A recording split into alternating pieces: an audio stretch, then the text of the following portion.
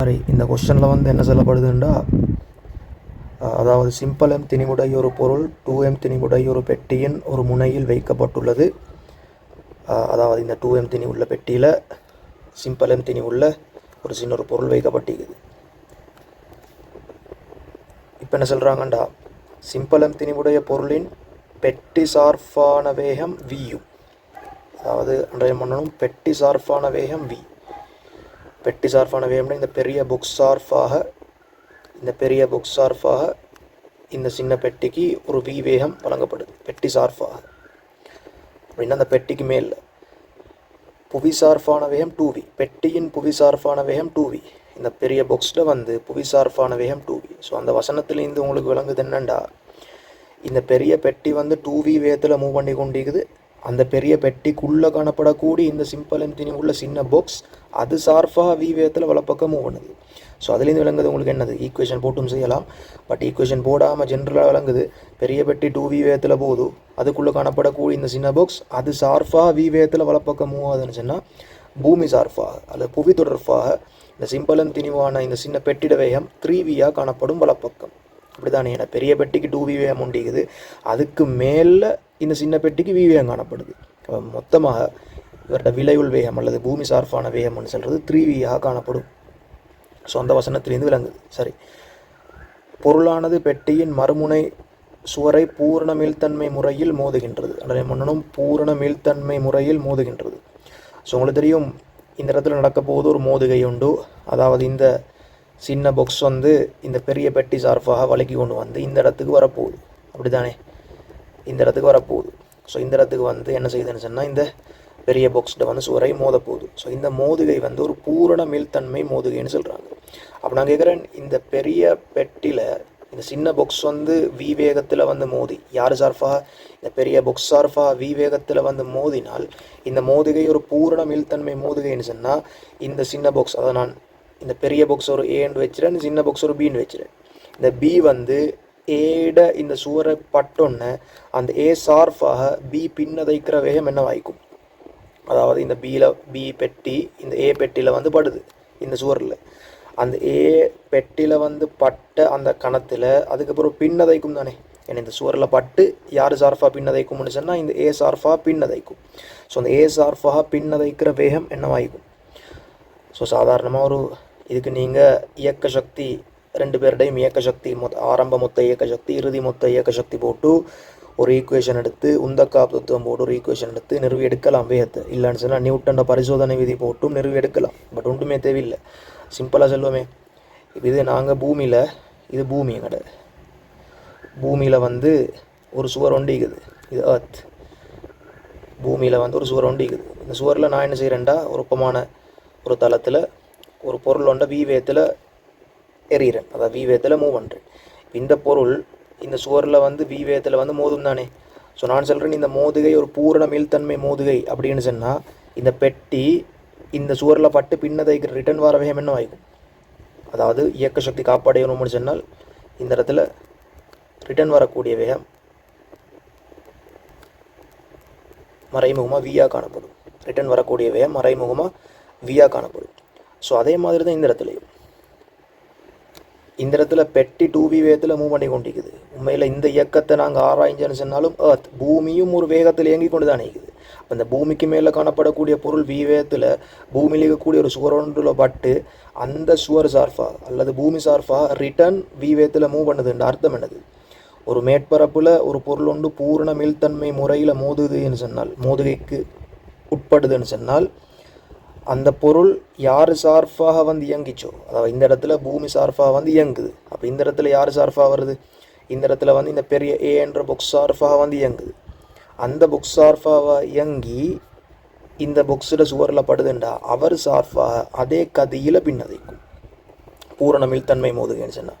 அப்போ இந்த புக்ஸ் வந்து பி என்ற புக்ஸ் இந்த பெரிய ஏ என்ற பெட்டி சார்பாக v வேகத்தில் வந்து மோதுன்னு சொன்னால் அந்த கதியில் இந்த ஏ என்ற புக்ஸ் சார்பாக பின்னதைக்கும். ஸோ இந்த ஏ என்ற புக்ஸ் சார்பாக இந்த பி என்ற புக்ஸ் மறுபடியும் ரிட்டர்ன் v என்ற வேகத்தில் பின்னதைக்கும். அப்போ நான் மறுபடியும் கேட்குறேன், இந்த எக்ஸ்ட்ரா ஒரு கேள்வி.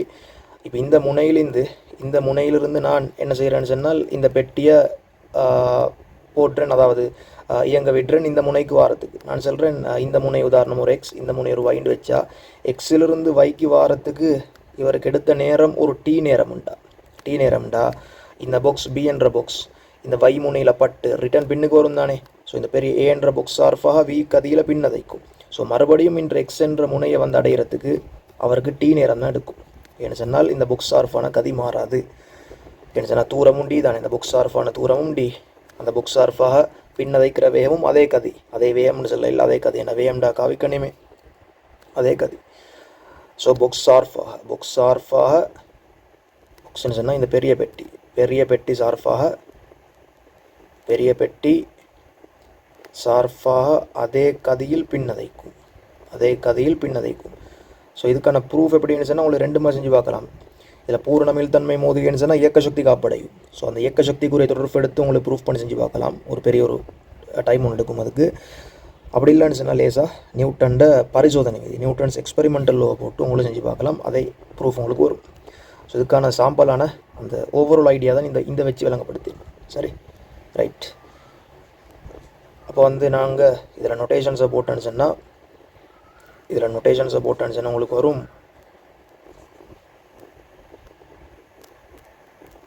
இவர்கிட்ட வந்து நாங்கள் என்ன சொல்லுவோம், இது வந்து மோதைக்கு முன்னர், இது பிஃபோர் தானே, மோதைக்கு முன்னர். அப்போ உங்களுக்கு தெரியும் மோதைக்கு பின்னர் நீங்கள் ஒரு படம் ஒன்று கீறினா இந்த பெரிய பெட்டி பிடிக்குது, அந்த சின்ன பெட்டியோட வேகம் அந்த பெரிய பெட்டி சார்பாக வி வேகத்தில் பின்னதைக்குது. இப்போ கேட்குறாரு இந்த பெரிய பெட்டி 2m திணிவிட வேகம் என்னன்னு சொல்ல கேள்வி. நாங்கள் எனக்கு தெரியாது, ஆனால் உண்மையில் உங்களுக்கு தெரியும் இந்த 2m திணிவிட வேகம் என்ன செய்யணும், கூடுமா குறையுமா. என்ன சொன்னால் இவர் மோதைக்கு முன்னர் 2v வேகத்தில் மூவ் பண்ணி கொண்டிருக்கிறார். இப்போ இந்த சின்ன பெட்டி வந்து இந்த சுவரை வந்து மோதுன்னு சொன்னால் இவரால் ஒரு கணத்தாக்கு விஷயம் வழங்கப்படும் இந்த எஃப்னு சொல்லி. ஸோ அதன் காரணமாக இவருடைய வேகம் அதிகரிக்கணும். இப்போ கட்டாயம் வரக்கூடிய ஆன்சர் 2vயை விட பெருசாகிக்கணும். அது அந்த 5 ஆன்சர்லேயும் 2vயை விட பெரிய ஒரு ஆன்சர் தான் வரணும். ஸோ ப்ரூஃப் பண்ணி பார்ப்போம் 2vயை விட பெரிய ஒரு ஆன்சர் வருதாண்டு. அப்போ நாங்கள் சொல்லுவோம் இந்த பாக்ஸில் வந்து பேர் ஏ, இந்த பெரிய பெட்டி ஏ, சின்ன பெட்டி பி. அப்போ நாங்கள் எப்பவும் இவரோட வேகம் ஒரு வி நோட்டுன்னு சொல்லி, இந்த பெரிய பெட்டி 2m திணிவிட வேகம் வி நோட். அப்போ உங்களுக்கு தெரியும் மோதுகைக்கு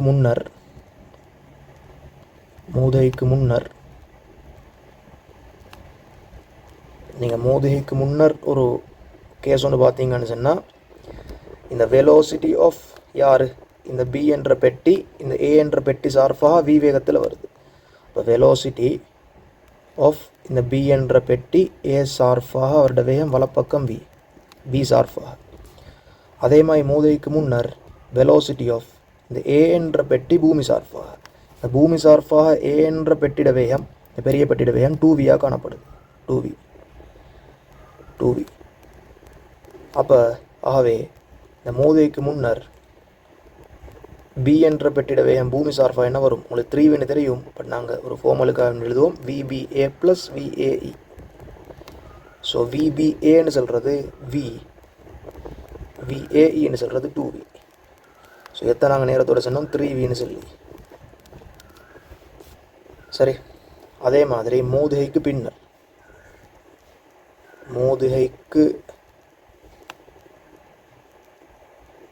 நீங்கள் மோதைக்கு பின்னர் பார்த்தீங்கன்னு சொன்னால் இதில் VBAன்னு சொல்கிறது velocity of B relative to ஏன்னு சொல்கிறது அந்த பெரிய பெட்டி சார்பாக அதே கதியில் பின்னதைக்கும். காரணம் என்னது, பூர்ண மீள்தன்மை மோதுகை. அந்த பெரிய பெட்டி சார்பாக அதே கதியில் பின்னதைக்கும். சரி, மோதைக்கு பின்னர் இந்த V காட்டிக்கிறன் பெரிய பெட்டி சார்பாக. அதே மாதிரி இந்த பெரிய பெட்டியோட வேகம் பூமி சார்பாக V நோட். எங்களுக்கு தெரியும் V நோட் வந்து 2vயை விட சின்ன ஒரு ஆன்சர் வரணும்னு சொல்லி அதை ப்ரூஃப் பண்ணி பார்ப்போம். Velocity of A relative to E வந்து இந்த வலப்பக்கம் V நோட்டுன்னு வரும். ஆகவே velocity of B relative to எர்த்னு சொல்கிறது VBA + VAEன்னு வரும். அப்படி தானே. ஸோ VBAன்னு சொல்கிறது V + VAEன்னு சொல்கிறது V நோட், வலப்பக்கம் V நோட். ஸோ இது உங்களுக்கு நீங்கள் வலப்பக்கம் கருதி எடுத்தேன்னு சொன்னால் வி நாட் மைனஸ் வின்னு எழுதலாம். வி நாட் மைனஸ் வின்னு சொல்லி, ஏன் நான் எல்லா இடத்துலையும் வந்து பூமி சார்பான வேகத்தை கன்சிடர் பண்ணுறேன்டா, ஏன் எல்லா இடத்துலையும் பூமி சார்பான வேகத்தை கன்சிடர் பண்ணுறேன்டா, உங்களுக்கு தெரியும் உந்தக்காப்பு தத்துவத்தில் நாங்கள் போடக்கூடியது எல்லா கணியங்களும், வேகத்துக்குரிய எல்லா கணியங்களும் வந்து பூமி சார்பான கணியங்கள். ஸோ உந்தக்காப்பு தத்துவத்தில் வரக்கூடிய திணிவுத்தர வேகம்னு சொல்கிறது, இந்த வீன்னு சொல்கிறது குறித்த திணிவிட வந்து பூமி சார்பான வேகம். அதனால தான் நாங்கள் எல்லா இடத்துலையும் வந்து பூமி சார்பான வேகத்தை வந்து கன்சிடர் பண்ணுறோம். அந்த விஷயம் முக்கியம். உந்தக்காப்பு தத்துவத்தில் போடக்கூடிய வேகம்னு சொல்கிறது பூமி சார்பான வேகம். அதனால தான் நாங்கள் வந்து எல்லா சிச்சுவேஷன்ஸ்லேயும் வந்து பூமி சார்பான வேகத்தை எடுக்கிறோம்.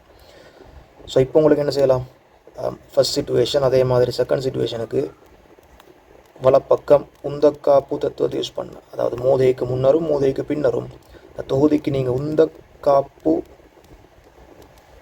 தத்துவத்தை பிரயோகிச்சிங்கன்னு சொன்னார். சரி, பிரயோகிச்சு உங்களுக்கு என்ன வரும் இந்த இடத்துல? ஸோ பிரயோகித்தால் மோதைக்கு முன்னர் உந்தக்காப்பு தத்துவம்னு சொல்கிறது தனித்தனி திணிவு தர தனித்தனி திணிவுகள்கிட்ட பூமி சார்பான வேகத்தில் எழுதினா சரி. ஸோ இந்த ஃபஸ்ட்டு கன்சிடர் பண்ணோம் இந்த பெரிய பாக்ஸ். ஸோ இந்த பெரிய பாக்ஸில் திணிவு 2m, அவரோட பூமி சார்பான வேகம் என்னது? மோதைக்கு முன்னர் பெரிய பாக்ஸ்ன்னு சொல்கிறது யார்? பெரிய பாக்ஸ் இந்த இது VA, அவரோட பூமி சார்பான வேகம் 2v. நான் சமன்பாடு போட்டுருன்னு வலப்பக்கம் 2v. அதே மாதிரி சின்ன பாக்ஸோட திணிவு சிம்பிள் m, அவரோட பூமி சார்பான வேகம் மோதைக்கு முன்னர் அவரோட பூமி சார்பான வேகம் போட்டிக்கிறோம் 3v, அதுவும் வலப்பக்கம். ஸோ திசையோடு போடணும். சமன் மோதைக்கு பின்னர் பெரிய பாக்ஸோட வேகம் 2m தர, பெரிய பாக்ஸ் எங்கேக்குது? மோதைக்கு பின்னர் பெரிய பாக்ஸ்ன்னு சொல்கிறது அவரோட வேகம் வந்து v நாட், அதுவும் வலப்பக்கம், ப்ளஸ் சின்ன பாக்ஸோட வேகம் m தர, அவரோட பூமி சார்பான வேகம் வலப்பக்கம் இருக்குது v naught minus v. So இதை சுருக்கினீங்கன்னு சொன்னால் உங்களுக்கு v நாட்டை காணிடும். ஸோ சிம்பிள் m கேன்சல் ஆகினா இந்த இடத்துல வரும் 4v, அதே மாதிரி இங்கே வரும் 3v, சமன் இங்கே வரும் 2v நாட், ப்ளஸ் இங்கே வரும் v naught minus v. So இங்கே வந்தேன்னு சொன்னால் இங்கே வரும் 7v சமன் 3v நாட் மைனஸ் v. ஆகவே 3v நாட்னு சொல்கிறது 8v, v நாட்னு சொல்கிறது 8v/3. இப்போ 8v/3ன்னு சொல்கிறது கிட்டத்தட்ட எவ்வளோ? 8v/3ன்னு சொல்கிறது இந்த இடத்துல 6 2 × 6 6 2 8, அதாவது 2.33v கிட்ட எப்படி போகும்? இப்படி தானே என்ன சொன்னால் 6 6 2 8, அப்போ 2 6 2 8 சரி 2.67 மாதிரி 2.67v மாதிரி வரும். அப்போ கட்டாயம் 2vயை விட பெருசு. அதனால தான் நாங்கள் ஃபஸ்ட்டுக்கு சொன்னோம் 2vயை விட பெருசுன்னு சொல்லி. ஆகவே 8v/3ன்னு சொல்லி ஆன்சர் வரும். 8v/3.